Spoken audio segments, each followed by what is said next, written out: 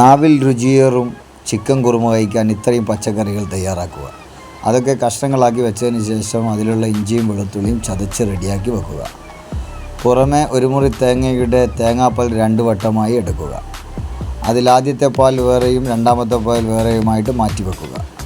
നമ്മൾ മുറിച്ച് വെച്ച കഷ്ണങ്ങളും പാലുകളൊക്കെ അടുത്ത് തന്നെ വെച്ചതിന് ശേഷം നമ്മൾ കഴുകി തയ്യാറാക്കിയ ചിക്കൻ കുക്കറിലേക്ക് മാറ്റുക. ആ കുക്കറിൽ മാറ്റിയതിന് ശേഷം നമ്മൾ കട്ട് ചെയ്ത പച്ചക്കറികളും വെളുത്തുള്ളിയും ഇഞ്ചിയും ഒക്കെ അതിലിട്ടതിന് ശേഷം നമ്മൾ രണ്ടാമതെടുത്ത പാൽ അതിലേക്ക് ഒഴിക്കുക. ആ ഒഴിച്ചതിന് ശേഷം നമ്മൾ ആ കുക്കറിൽ നമ്മൾ ഇതിനാവശ്യമായ ഉപ്പും കൂടെ ചേർക്കാൻ മറക്കണ്ട. അപ്പോൾ അതിന് ശേഷം നമ്മൾ കുക്കർ അടുപ്പിലേക്ക് വെച്ച് 3 വിസിൽ ഒന്ന് കുഴച്ച് മിക്സാക്കിയതിന് ശേഷം 3 വിസിലിന് അതൊന്ന് വേവിച്ചെടുക്കുക.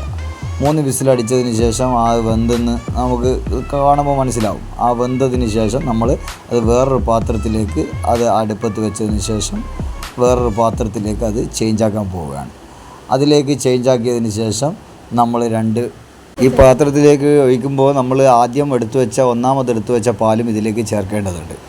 ആ തേങ്ങാപ്പാലും അതിലേക്ക് ചേർത്തതിന് ശേഷം നമ്മൾ ഇതിലേക്ക് 1/4 ടീസ്പൂൺ ഗരം മസാല പൊടിയും 1/2 ടീസ്പൂണ് അധികം പൊടിയാത്തതായിട്ടുള്ള കുരുമുളകും ചേർത്ത് ഒരു 5 മിനിറ്റ് ചൂടായതിന് ശേഷം ഒന്ന് തിളച്ചതിന് ശേഷം 5 മിനിറ്റ് കഴിയുമ്പോൾ ഇറക്കി വെക്കുക. അപ്പോഴേക്കും നല്ല രുചിയുള്ള ചിക്കൻ കുറുമ റെഡി. ഇനി മോനൊന്ന് ഒഴിച്ചു കൊടുത്തിട്ട് അവനോട് ചോദിക്കട്ടെ എങ്ങനെയുണ്ട്. എല്ലാവരും സബ്സ്ക്രൈബ് ചെയ്യണം, ലൈക്ക് ചെയ്യണം, മറക്കല്ലേ. Bye bye.